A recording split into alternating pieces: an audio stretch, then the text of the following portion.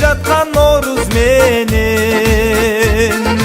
куттуу болсун ырым дедим.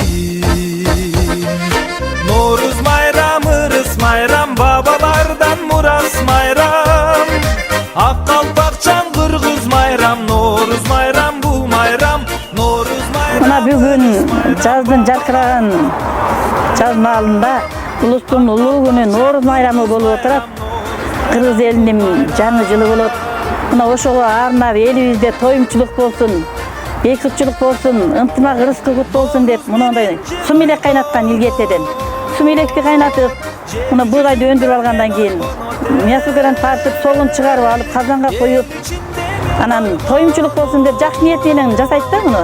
Кыргыз элибизде чынында ынтымак ырыскы кут болсун, элибизде тынччылык болсун, бири-бирибизди сыйлаган, урматтуу сыйга бөлөнгөн биримдиктүү энелер бололук. Бардыгыбыз ушу жакшы тилеген энелер келип отурабыз.